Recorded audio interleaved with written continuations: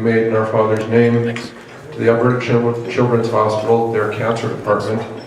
You can come and see me later if you'd like to get their address and phone number to get in contact with them.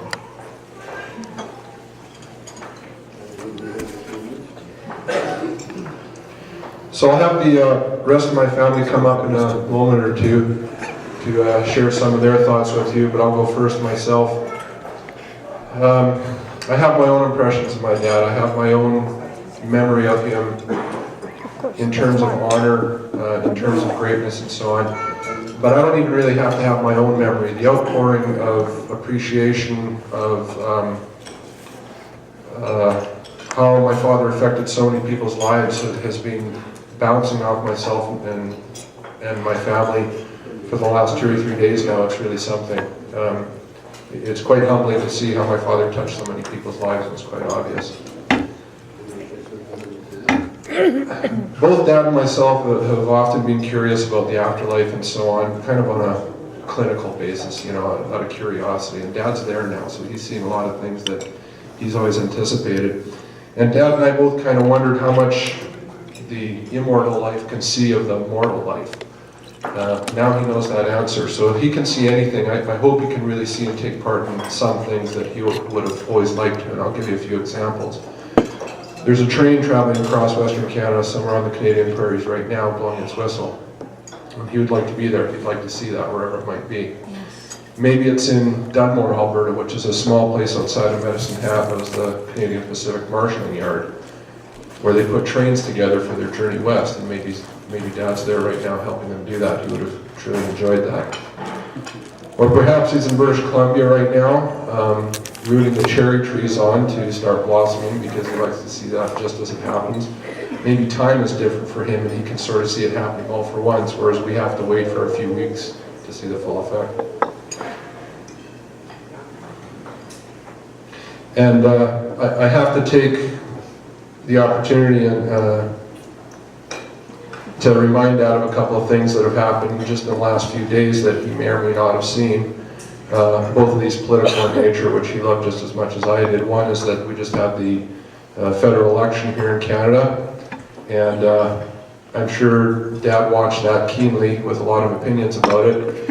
And again, this idea of crossing from the immortal life to the mortal one, I certainly hope that Dad's spirit can wander the hallways of Parliament, maybe whisper in a few parliamentarians' ears and so on. He would like to do that in Washington as well, because that's the other political thing that's happened lately. Ron Paul, one of his favorite candidates in the United States, recently announced the formation of a presidential exploratory committee there, and that would please Dad very much as well. So I hope Dad is able to actually go to some of these places now and perhaps whisper some wisdom into the ears of some of our leaders.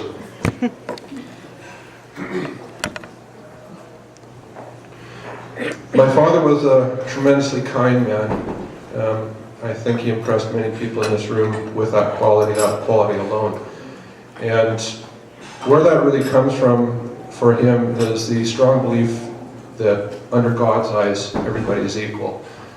So therefore, he could never look at any individual with any pride in his own eyes, or as if he was over anybody else. He always approached everybody with humility.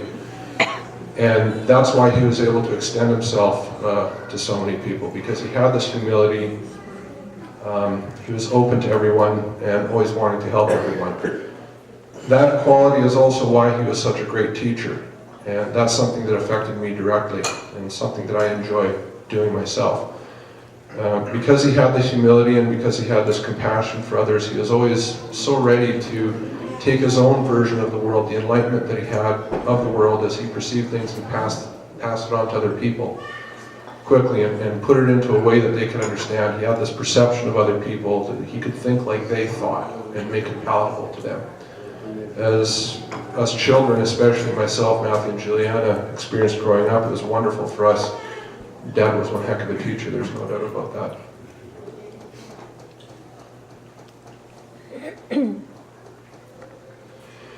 And the other thing, and the last thing I think that I wanted to mention about Dad, is something that he reminded our family of in these last days, and not just in the last couple weeks or so, but for about 3 years now.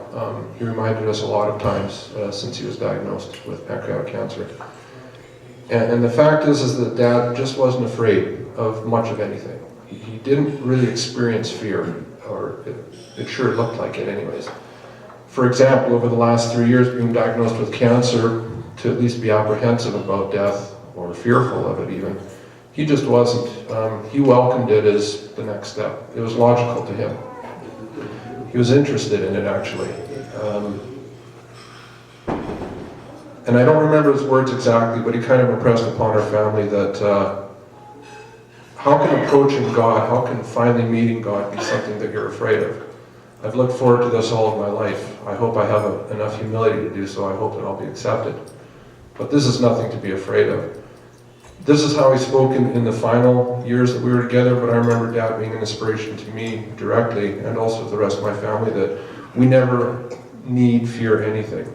If you choose to walk with God, if you choose to have Christ in your heart, then there's no reason for fear. It was a spiritual idea, and it was also a logical one, and it really stuck with us. Thanks for your attention, everybody. I'll call my brother Matthew now to say a few words.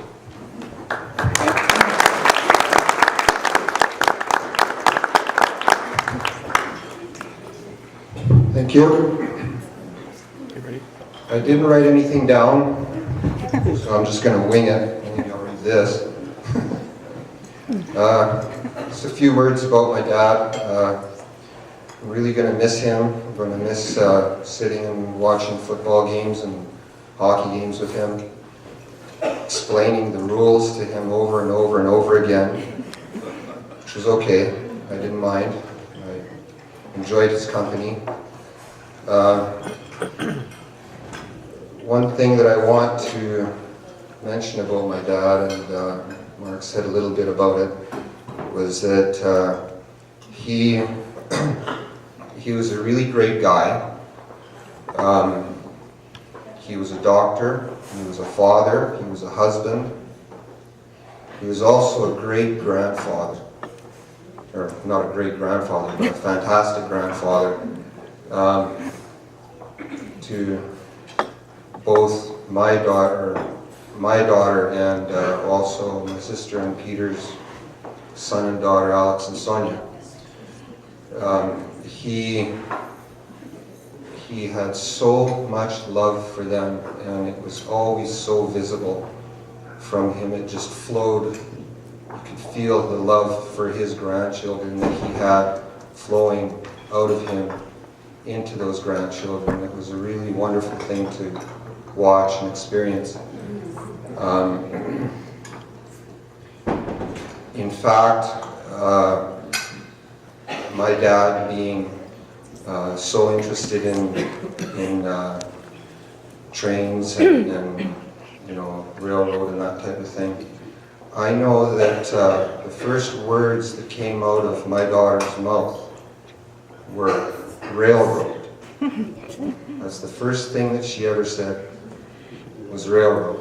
And I think that had a lot to do with my dad's experience and or her experience, Victoria's experience with Dad, and that really just shows how much he spent time with her and cared for her, and I know that she really loves him as well. Myself, I spent a lot of time with Dad, more so than both my brother and sister. Many of you know that my dad and I worked together for many years, all through my 20s and into my 30s. My dad and I worked together, and we had a lot of good experiences together. What really told me a lot about how my dad was and his values and his closeness to God, and was the way that he treated other people, his patients in the office. You know, he always treated everyone like they were his own, and he cared so much for his patients. Our receptionist and I had a lot of trouble handling the patients because he was always half an hour, 45 minutes behind. And they would complain to us, and the only thing that I could respond to them was to tell them that this is the way that he is. He takes his time. He makes sure, absolutely sure, that every single one of his patients understands completely the conditions of their eyes, what's happening, what needs to be done, and what he's prescribing for them. Wouldn't you want this kind of care as well? And nobody could say anything. Yes, we'll wait. We have to wait because we want that kind of care. And that's the kind of man that he was. He cared for everyone who came to see him.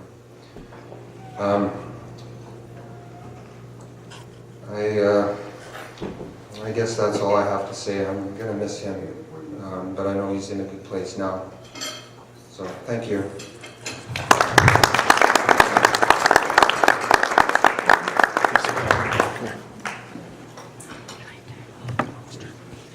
I think my sister Juliana would like to come up and say a few words now. Just don't cry.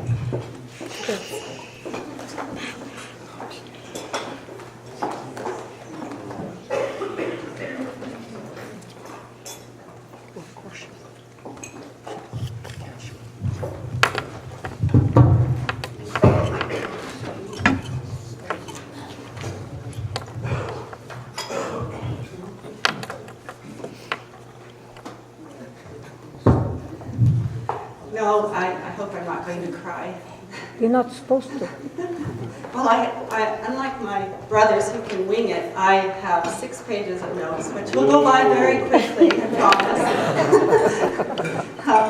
But I am going to read it because I have a very soft heart, especially for my dad, and there's a lot of things I want to pass on to you, and the only way I can do that is by looking at my notes. So, first of all, I wanted to thank Mark and Matthew, especially my brothers. They have been a wonderful support to Mom and I and to Dad over the years, and I couldn't have asked for better, bigger brothers. So I just wanted to say that before I forget. My dad was famous for using very particular words and phrases, things that you don't really hear in the general everyday speech, which was great for us kids as vocabulary builders.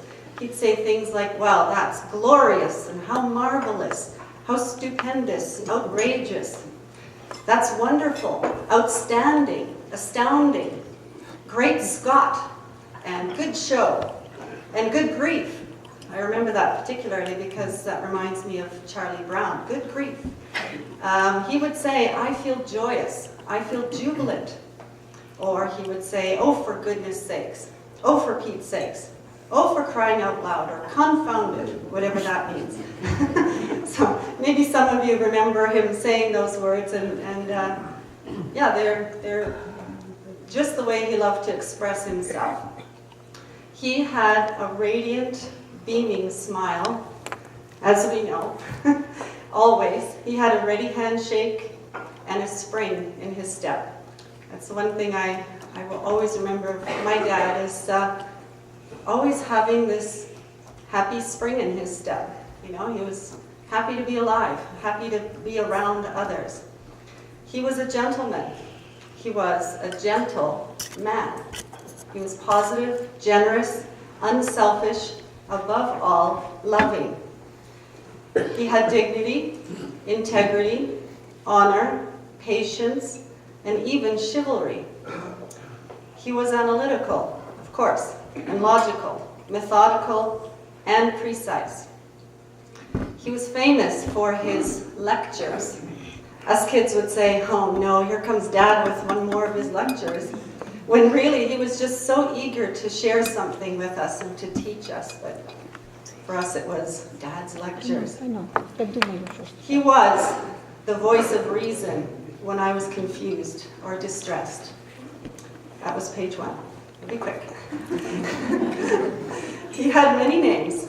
His names were John, son, brother, Jack, Doc, Ivan, Ivasiu, Ivasiku, Telesiku, husband, father, tato, dad, father-in-law, Dido, Johnny boy, and my one and only. I didn't bring a Kleenex up. Keep strong. He valued and loved education, poetry, dancing, There's Jackie. politics and history, as my brothers were talking about, especially Ukrainian or American history. He loved classical music, especially the violin, Marilyn Monroe and Shirley MacLaine, the mountains, the prairies, getting out to nature, the railroad, and sailing ships. His patience, always his patience, and his grandkids. The most beautiful gems he could have asked for. And above all, my mom.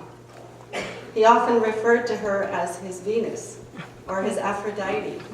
And us kids as teenagers are like, now I understand. He had a unique sense of time, like my brothers mentioned. On the one hand, he could be extremely precise. He would say, I have something to share with you, and it'll only take 30 seconds, at which time my brothers and I would begin timing him, and sure enough, he'd finish in exactly 30 seconds. And I don't think my brothers or I ever heard really what he was saying because we were too busy counting down the seconds. And he was precise, wasn't he? Or he'd tell my mom, I'm going to take a nap for 3 minutes, or I'm just going to lie down for 7 minutes. Very peculiar, but it was true. He would do just that and feel refreshed when he woke up ready to go. Mom told us many stories of that 3-minute nap that he'd have. How he timed himself, I have no idea. On the other hand, he seemed to lose all sense of time when it came to relationships, or learning something, or teaching someone something. Time didn't matter when he was with one of us, or one of his patients, or when he was reading one of his many books or the newspapers, or it would take him forever to eat supper. How many of you know that? Oh. I think everybody does. I don't know what he did before microwave ovens, because he would often reheat his food 3 times, 4 times, because he was so busy teaching us something or intent on looking at the newspaper. You see, he valued relationships far more than the food on his plate or even the passing of time. When he was in a conversation with someone, he gave them his utmost attention. Nothing else mattered. He made that person feel like they were the most important person in that room at that moment. And that's what made him so special to so many people. Now, I want to share a very significant point to my dad's life that I feel made him the man that he was. And I don't know how many of you know this story, but it's something he told us over and over again, and it really was the core of who he was. It was a time in his first few years in university. I think it was up at the U of A at the time. He was a typical young man, many questions, struggles about what his purpose in life were. He attended a lecture on what it means to be a Christian. And it was called something like moral rearmament. Maybe some of you know about that. And this seminar taught the concept of absolute honesty, absolute purity, absolute unselfishness, and absolute love. And at the end of the lecture, he was standing in the hall, very perplexed and confused, and the lecturer saw him and introduced himself. He asked my dad why he looked so puzzled, so my dad told him. And this man said to my dad was in his early 20s, this man said, John, I know what your problem is. You are thinking too much of yourself. And that's when the light bulb went off in my dad's head and he said, of course. Remember how he'd say that? Of course. And from that moment on, my dad strived to follow these absolutes for the rest of his life. Absolute honesty, absolute purity, absolute unselfishness, and absolute love. He strived to live his life as Jesus instructed. He lived his life purposefully, not perfectly, because nobody's perfect. Now, I'd like to read a passage from the Bible that really stresses this concept, and I believe reflects how my dad tried to live his life. It's a short one. I hope. It's from Philippians 4, verses 4 through 9. Rejoice in the Lord always. I will say it again, rejoice. Let your gentleness be evident to all. The Lord is near. Do not be anxious about anything, but in everything, by prayer and petition, with thanksgiving, present your requests to God. And the peace of God, which transcends all understanding, will guard your hearts and your minds in Christ Jesus. Finally, brothers, whatever is true, whatever is noble, whatever is right, whatever is pure, whatever is lovely, whatever is admirable, if anything is excellent or praiseworthy, think about such things. Whatever you have learned or received or heard from me or seen in me, put it into practice, and the God of peace will be with you. And to me, that just totally sums up my dad. My dad made a conscious decision daily to be a joyful man, to be joyful in all circumstances. As an example, just last week, I was with him, and he was struggling to get his fork up to his mouth to eat. And he started laughing. And he said, oh, for goodness sakes.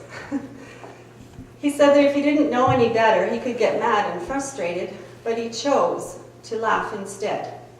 He said that life is all about making choices. Now, this is just 3 days before he died. He said, life is about making choices, and how you react to something is a conscious choice you make.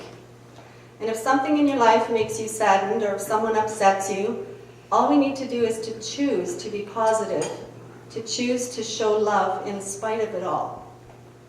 These are truly words of wisdom. Because of the way he saw the world, he was a blessing to others, and especially to me. I'd like to say, last page. I'd like to say a few words about the last year and a half.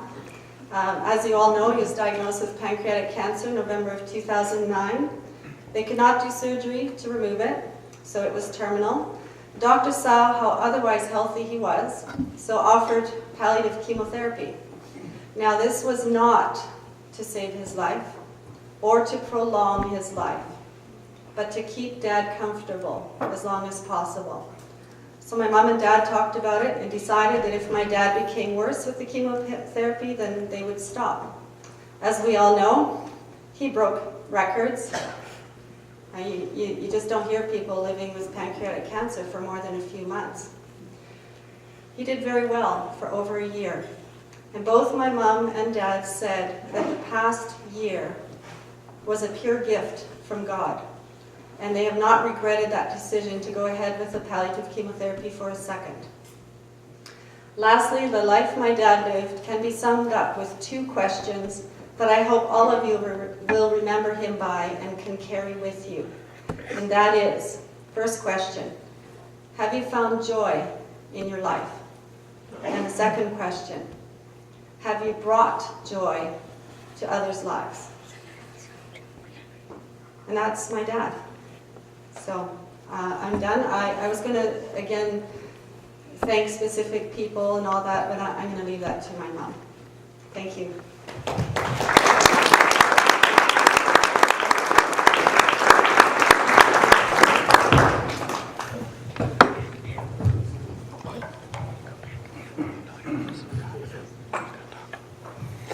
Mom brought her Kleenex. No, just no. Do I have to hold this? Can I go back to the Jana? Do I have to hold this? That scares me. I think that's a little bit too big, but that's okay.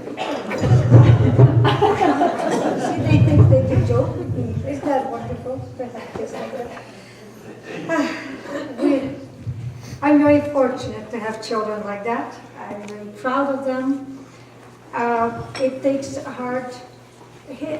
coming upon hard times when you really realize how precious your children are. You love them all their lives. You enjoy them. You go through all sorts of things with them as they're growing up and learning to be adults. But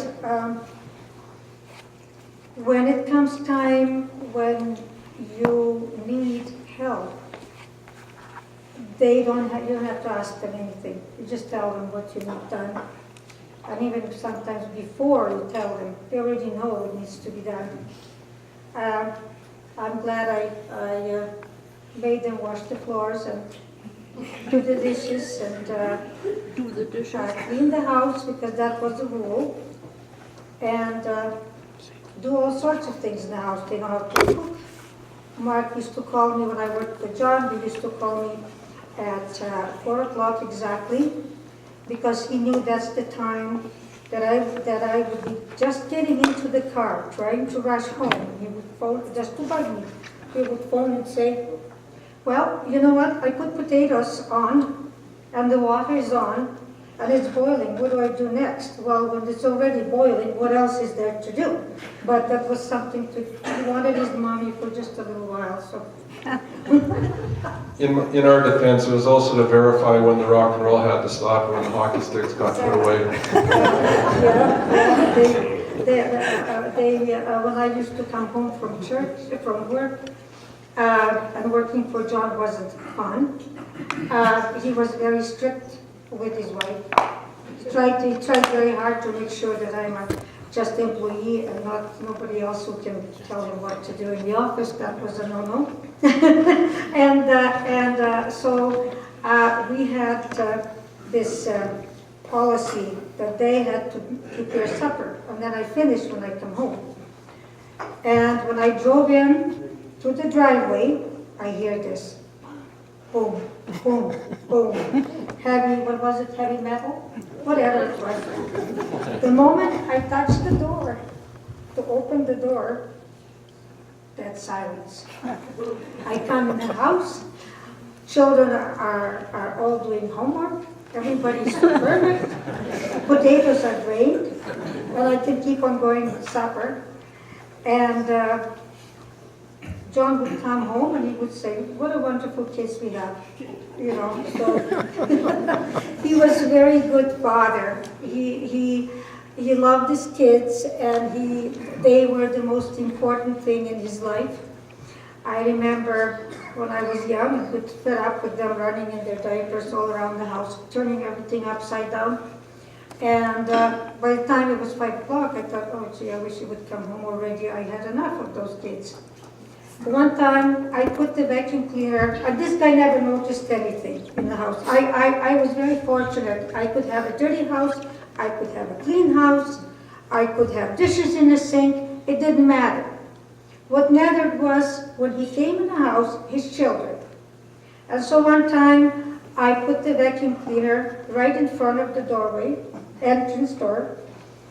I guess I had enough of everything, and I thought, okay, let's see if he notices that. This guy doesn't notice anything that's wrong with his kids, doesn't do any disciplining, he just enjoys them. Well, I don't enjoy them, why is he so, enjoys them so much? So he came in, the door opened, he came in, and of course all 3 of them were right there. And he knelt down because they were little. He would never talk to them from above. He would get down to their own level, and then he would come in and say, hi everybody, stepped over the vacuum cleaner, hugged his kids, and went to change his clothes. That was my husband with his children. He adored them. He thought they were the greatest gift that God could give a family. And they adored him back. They loved him back. I don't have anything written because I ran out of time. When I did have time, I was so tired I fell asleep, and so you have to forgive me if I'm rattling on. But first of all, I want to thank all the ladies, all my friends, all my wonderful beautiful, darling friends. Everybody, I'm not going to call names because I'll forget somebody. But we're talking about John's kind and loving heart. These women here have the same kind and loving hearts. You didn't have to beg them, you didn't have to anything. I told them I needed help and they were there. Even if they couldn't sometimes help, they did anyway. They put everything aside and helped me and my family to handle this lunch. And I'm forever grateful, forever grateful. Speaking of John, I was writing down as my kids were talking, just kind of stealing ideas from them in case I have a blank, you know. Speaking of railroad, the reason he remembered about railroad, you see, John was born in Climax, in Saskatchewan. He's telling me because I always say Alberta, but it's not. It's just over border. And it's the kind of town, it's a very big town. If you're driving, don't blink, because you'll miss it, you know. And he was born to a woman that came from Ukraine. She was an immigrant, and his father was a railroad man. He was station agent. He worked on the railway, so all of John's times when he was growing up was spent on railroads and station houses. And he would tell me how he allowed, the parents would allow, his dad was working and his mother, they also had a farm. So mother would be working on the farm, his dad would be working in the station house, and John would be allowed to roam around, whatever he wanted he could do because dad was babysitting, supposed to be babysitting, his father. So he would tell me how he used to walk down the railways, on the rails. And I listened to all this. He says, where were your parents? I wouldn't let my kid to go on such a dangerous place. He says, well, in those days, nobody was afraid of anything. We just enjoyed life. Kids were allowed to get out of the house and enjoy themselves. And he did. He loved to explore and discover things. And as we drove down the highway, he would, to BC, he would mention, oh yes, there was a station over here, there was a station over there, and I was in all of those stations. And that's how he got to love his beloved mountains. And he also learned to love the prairies because that's where, after school, when school was over, that's where he spent his summers on the farm. He also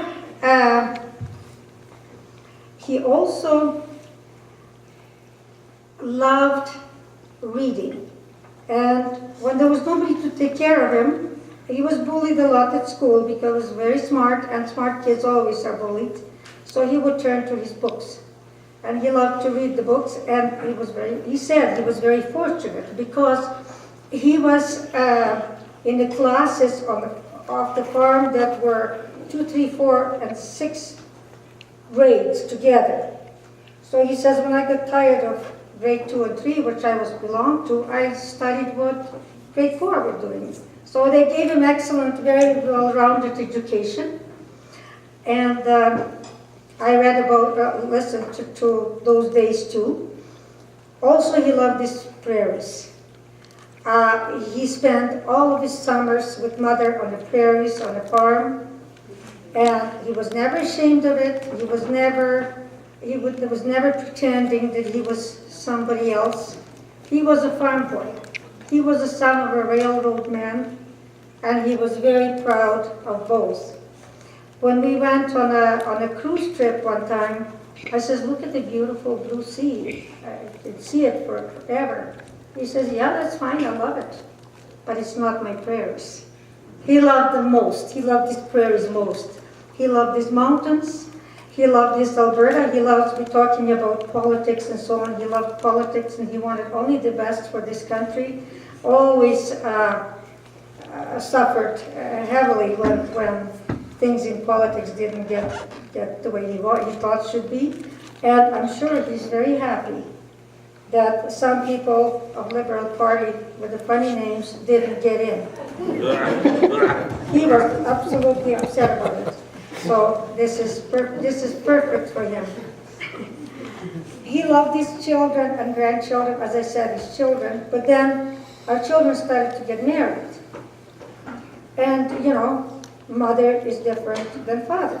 In this case, we were very different, but very compatible somehow. He just decided he's going to, that's all.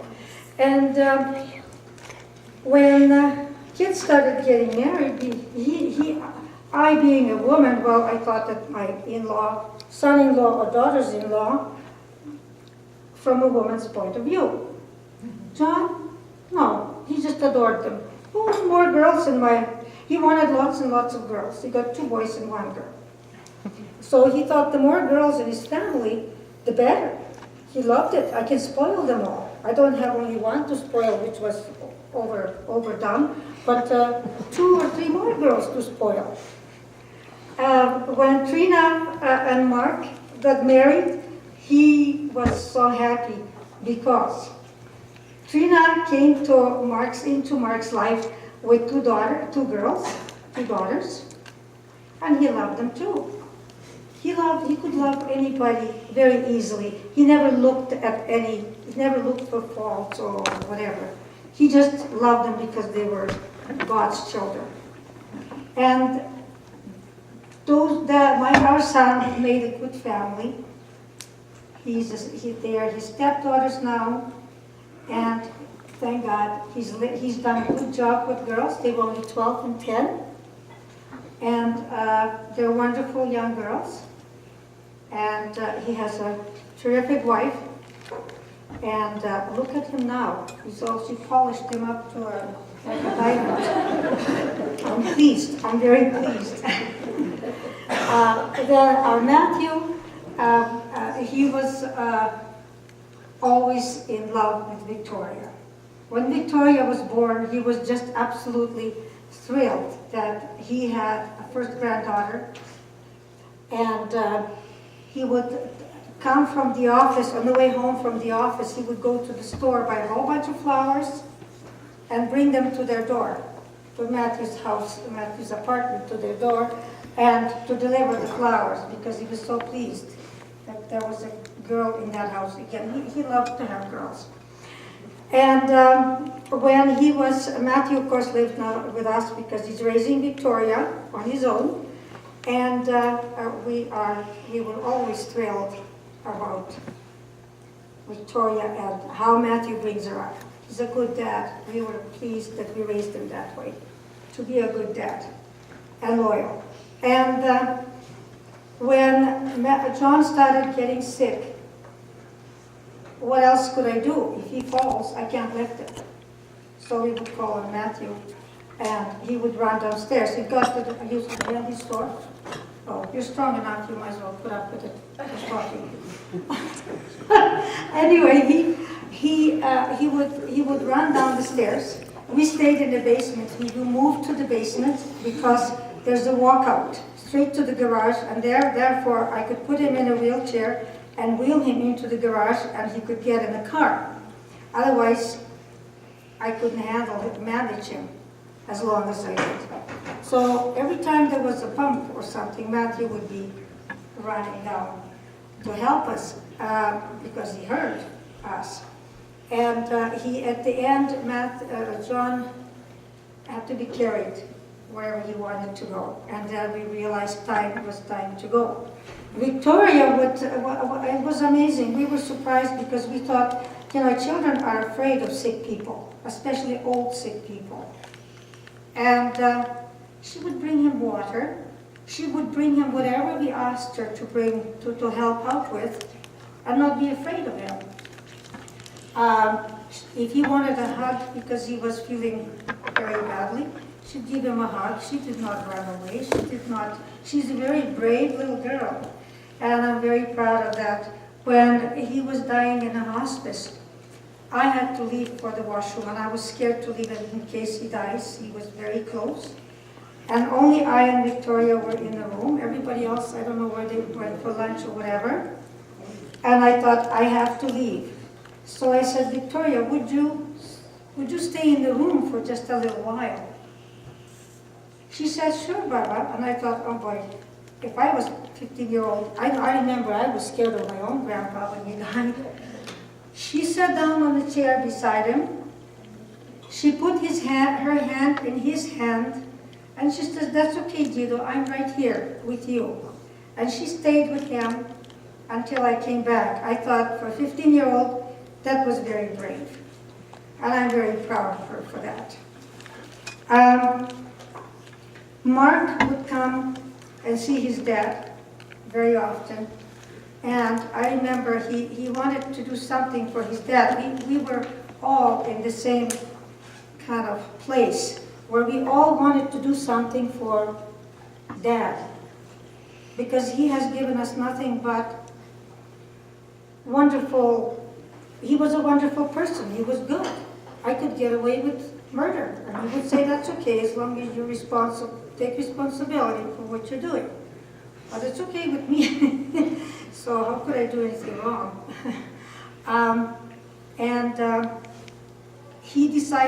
Mark decided he was going to get his dad a new computer. Because, you know, to these young guys, a computer that's a big, thick like this, it's a horrible thing to look at. Of course, this would be something very thin, very fast, and whatever fast computer means, I still don't know.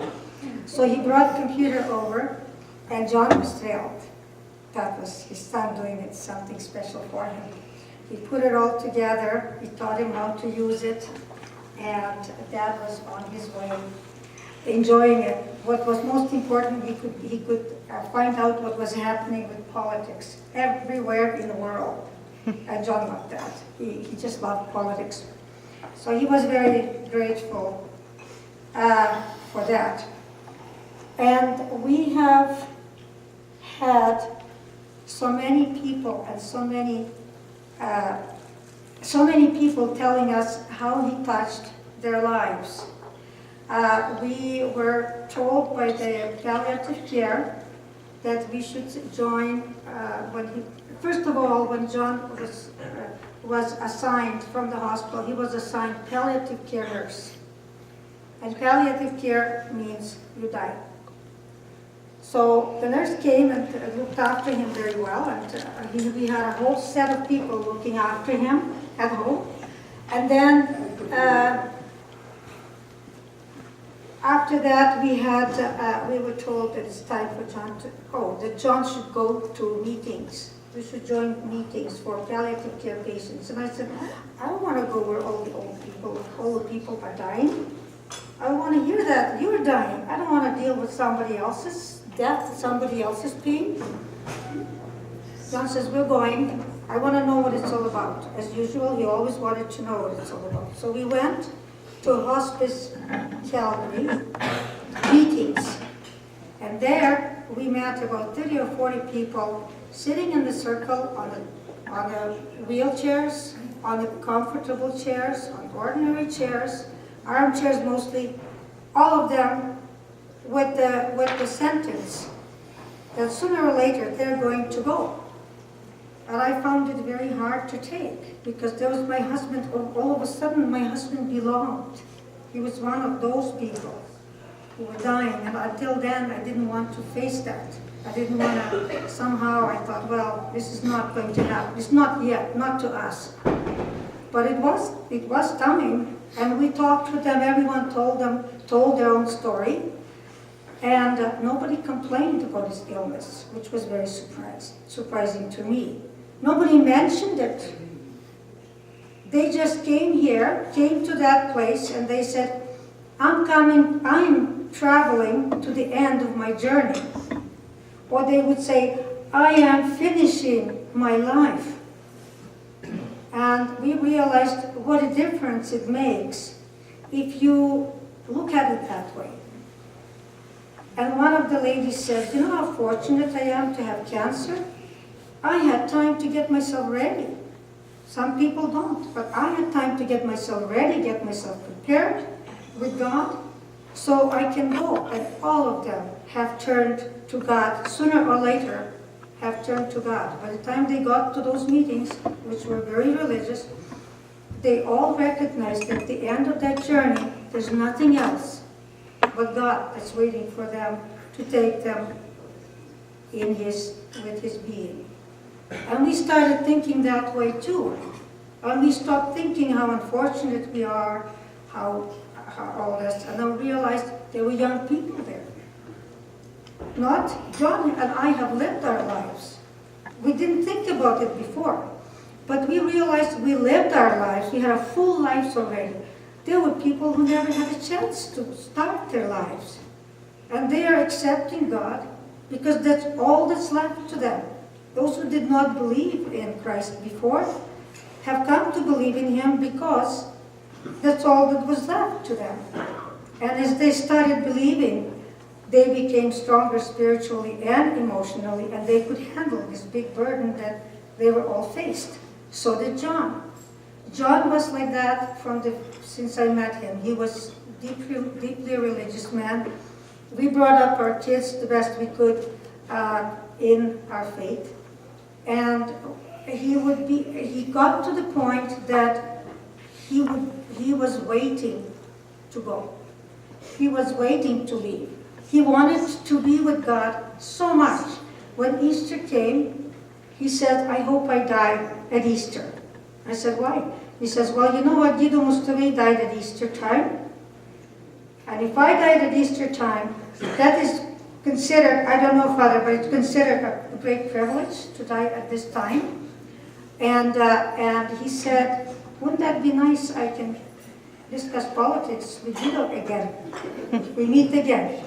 So he was looking forward to his passing with a great positive feeling. And at the last I made sure he had no pain. Palliative care is totally concentrated on that there is no pain, that the person is able to think and see and understand where they're going and how they're going, and know that we're all around him.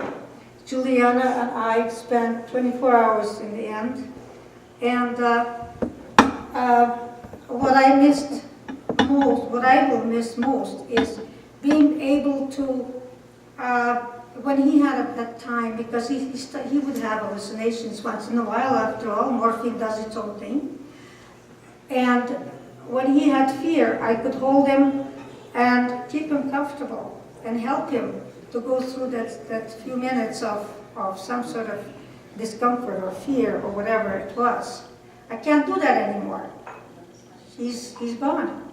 And that is the hardest thing for me to do.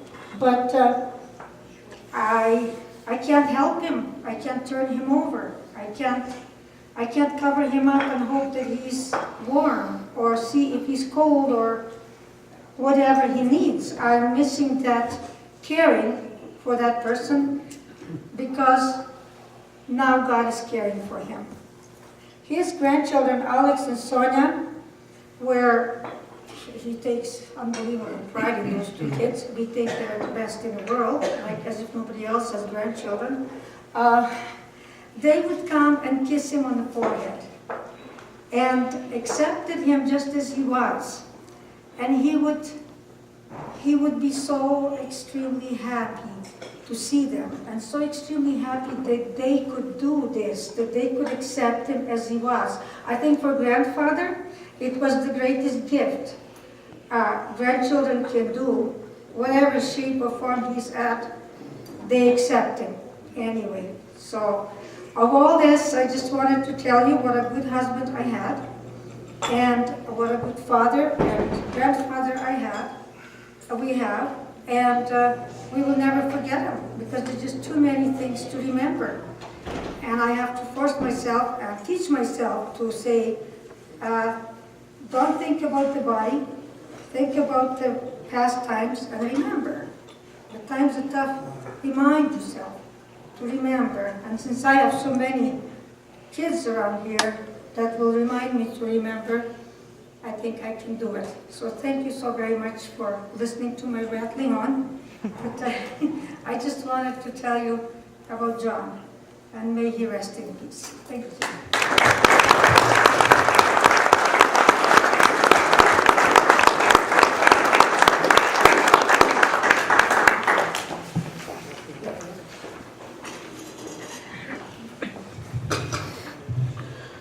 Thanks, Mom, that was very warm and accurate. And thanks, Matthew and Juliana, for your words as well, same thing. We're bringing our program to a close now. Thank you again, everybody, for being with us today. You're welcome to stay longer and visit with the family if you'd like. I'm going to pull out some more wine because I see a lot of the tables are empty now, but there's a lot more, so you'll find it here. Help yourself to anything that's left over. There's lots of dessert and other drinks as well. Thank you again for coming. God bless.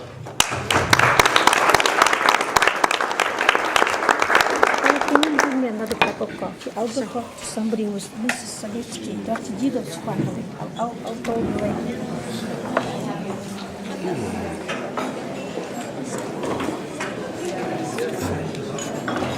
later.